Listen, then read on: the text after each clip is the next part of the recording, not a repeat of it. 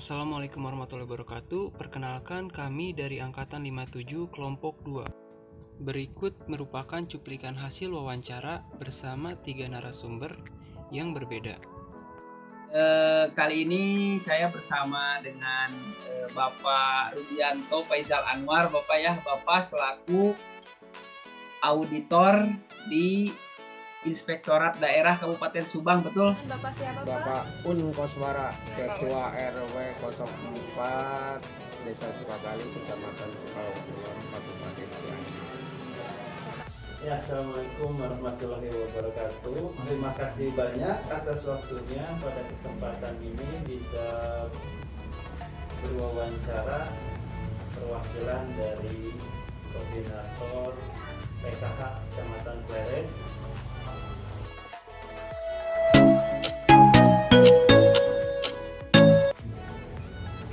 Ya, jadi mungkin harus diluruskan ya, kalau misalnya tadi adalah bantuan secara umum, itu kan bantuan kita harus PKH ya.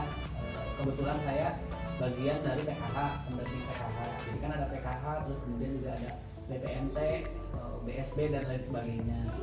Jadi kalau misalnya ternyata nih ada bagian atau oknum yang mereka melakukan korupsi di program tertentu, mungkin secara general, yaitu karena adanya kepentingan dari orang tersebut itu untuk memenuhi keinginan-keinginannya. Saya kira itu sangat keterlaluan sekali ya kalau masih ada pejabat itu pejabat yang tidak sayang kepada masyarakat sendiri. Seharusnya itu kan bansos itu dari pemerintah pusat itu sampai kepada hak-hak masyarakat yang menerimanya gitu, harus sampai gitu sehingga mereka itu bisa terasa bisa meningkatkan kembali terhadap meningkatkan kembali kegiatan sehari-hari dan sangat membantu untuk kelangsungan hidup mereka sendiri. Ya, baik Pak Dadan. Terkait hal tersebut sebenarnya bukan itu masuknya dari modus dari pejabat itu sendiri. Sebenarnya dana bantuan sosial itu dan bantuan yang harus seluruhnya disampaikan kepada masyarakat. Nah, mengapa ada pejabat publik yang seperti itu? Nah, dia punya misi, pingin mencari keuntungan tersendiri dengan yang sekarang terjadi ini. Itu sebenarnya kalau misalkan dalam pengadaan bantuan sosial sebenarnya sangat tidak dibenarkan. Itu udah kalau di dalam Undang-Undang Nomor 31 Tahun 99 tentang tindak pidana korupsi itu termasuk dalam 7 delik kategori ya, itu tentang penyelewengan, penggelapan dana. Nah, modus-modus seperti itu biasa mereka manfaatkan. Semisal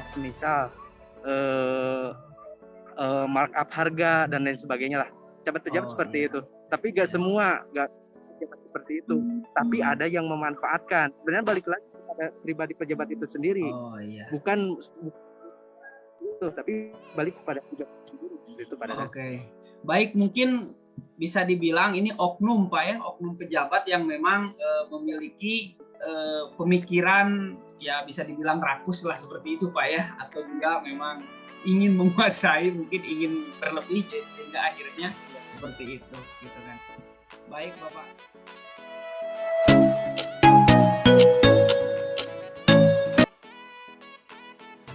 Sebenarnya gini Pak Dan, kalau melihat dampak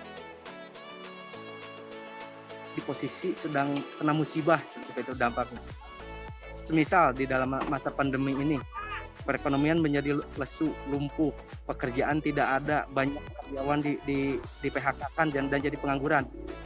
Masyarakat tidak punya penghasilan. Nah, di sisi lain para pejabat memanfaatkan keadaan seperti ini. Ya, dampaknya si masyarakat yang terdampak itu semakin parah. Kalau misalkan dia status di kalangan menengah, otomatis berangsur yakin menjadi kalangan tidak ada, tidak mampu. Dampaknya sangat banyak pada dan makanya kalau melihat dari persoalan ini terkait dengan bansos atau apapun sangat merugikan masyarakat. Kasihanlah masyarakat kalau melihat dari dampak yang ditimbulkan, otomatis orang yang kena musibah kok dimanfaatkan gitu.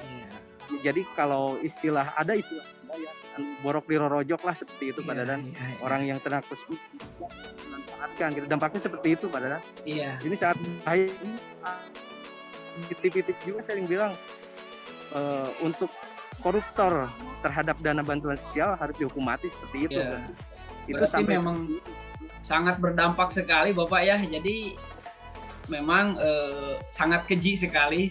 Saya juga setuju kalau yang korupsi bansos ini dihukum mati Pak, ketika apalagi lagi musim seperti ini Pak ya. Ya, terutama adalah kerugian negara ya, negara yang sudah susah payah menyediakan dana, ternyata bahwa dana tersebut diselewengkan dan tidak sampai kepada yang penerima hak dalam kali itu. Jadi sebenarnya kalau dampak di masyarakat sih yang pertama mungkin karena adanya pemotongan ya, taruhlah pemotongan misalnya kalau korupsi itu terjadi bentuk apapun dampak negatif untuk masyarakatnya ya mereka akan merasa sangat dirugikan gitu. Mungkin dari segi jumlah akan berkurang seperti itu kan.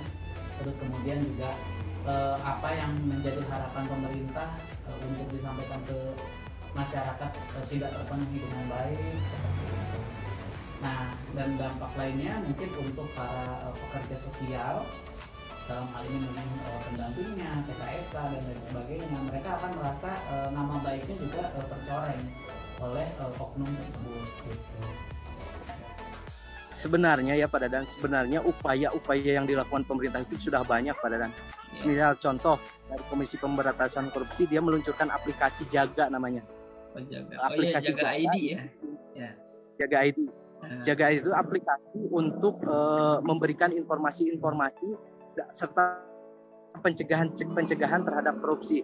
Nah, dalam kasus bantuan sosial, KPK juga mengeluarkan Jaga Bansos. Dulu waktu peluncuran tahun 2019 ada Jaga Bansos.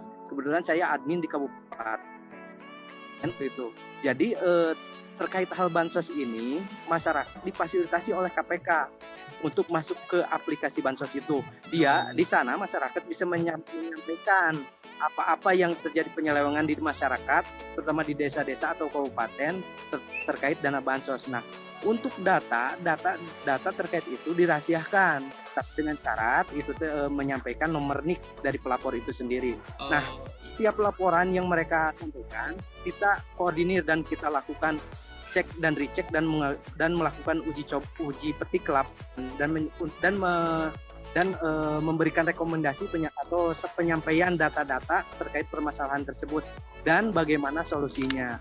Terkait itu upaya sudah banyak dilakukan. Terus yang kedua terkait bansos ini, kami di inspektorat melakukan audit khusus dana bansos ada. Terus di dana desa juga audit dana desa masuk juga. Itu dimasukkan terkait penyampaian, kan ada bantuan dari desa juga untuk terkait berdampak COVID. Iya. Itu juga sama kita. Jadi upaya-upaya sudah banyak dilakukan.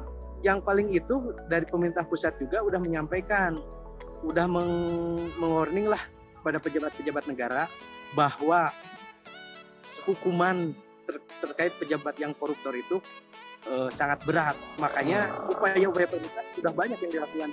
Hanya saja ya begitu negara kita masih banyak oknum-oknum yang memanfaatkan dan seperti itu Pak. Iya, baik Bapak, terima kasih atas jawabannya ya, sangat. Ternyata memang kalau dari segi upaya sudah banyak, cuman mungkin yang memang tadi seperti apa yang Bapak katakan, oknumnya yang terlalu banyak Pak ya. Jadi ya mudah-mudahan kedepannya Indonesia bisa lebih baik.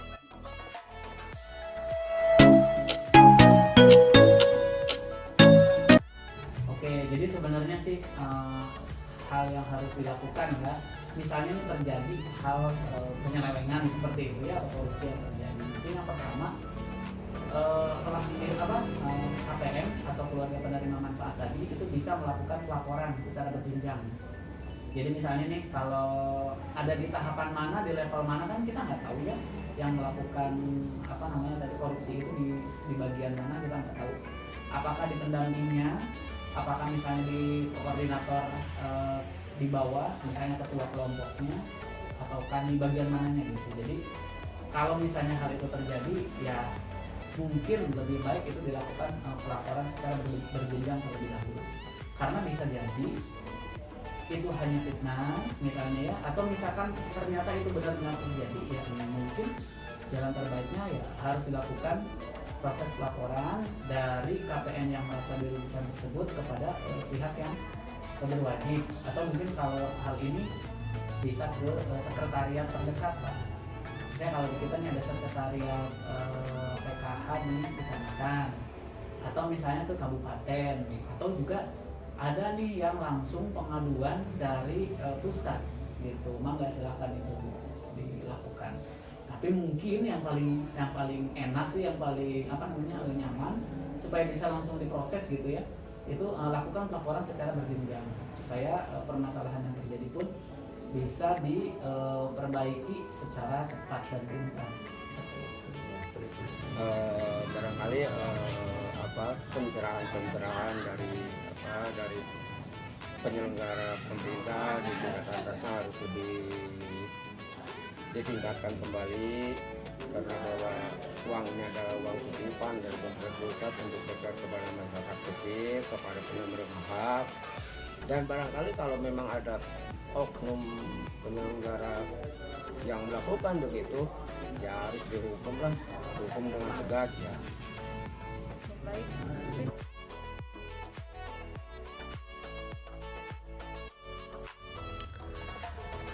Berdasarkan hasil interview yang telah dilakukan, maka dapat disimpulkan bahwa perilaku korupsi dapat terjadi pada segala bidang dan profesi, dan semua lapisan masyarakat menentang perilaku korupsi dalam bentuk apapun, karena korupsi akan berdampak dan menghancurkan tatanan bidang kehidupan masyarakat, berbangsa dan bernegara, mulai dari bidang sosial budaya, ekonomi, serta psikologi masyarakat. Maka dari itu, ruh wawasan kebangsaan dan nilai-nilai bela negara harus ditanamkan sejak dini pada generasi muda untuk memutus mata rantai budaya korupsi di Indonesia.